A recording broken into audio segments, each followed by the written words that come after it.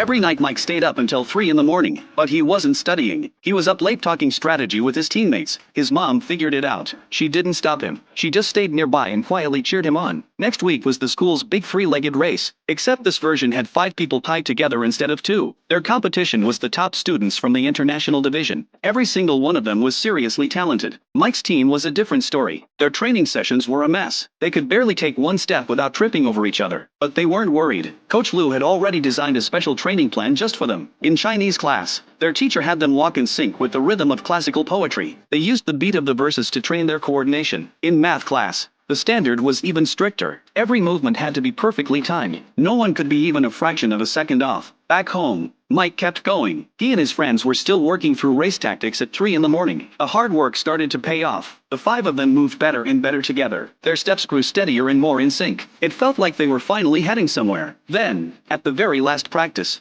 everything went wrong. Lily twisted her ankle. The race was tomorrow. The news hit like a bucket of cold water. Lily blamed herself completely. She kept saying she had ruined everything for the team. But no one was angry at her. The whole team gathered around her. They promised her they were going to bring home that trophy. Then came another problem. The rules required exactly 5 competitors. Now they only had 4. Just when nobody knew what to do, a new teammate showed up. That single moment gave everyone hope again. Their teacher also quietly passed along one last crucial technique. Race day arrived. All 5 of them lined up with total focus in their eyes. The starting gun fired and Mike and Annie exploded off the line. They grabbed the lead immediately. But the international division wasn't going to make it easy. Just 2 seconds in, Shemstein came charging up from behind and blew right past them. In that critical moment, Mike remembered the poetry rhythm they had drilled in class. He called it out and the whole team locked in. Their pace suddenly became fast and perfectly controlled. They pulled ahead and left the international division far behind. Coach Mo was on the sidelines jumping up and down screaming. But the win wasn't secured yet. The international division surged back with a burst of energy no one saw coming. Jessica pounded her fist against her chest. It set off a powerful rhythm through the whole team. They transformed completely and took the lead again, less than 30 feet from the finish line. At that exact moment, Mike pulled out the final move. Ironhead braced his arms and lifted the weight of all 4 teammates. He drove his feet into the track like he was rooted to the ground. He pushed forward like a tank that nothing could stop. Every breath was fueling that last burst toward the line. Mike and his team crossed the finish line first. They had beaten the international division. The championship was theirs. Behind the trophy was a long road of failure, frustration,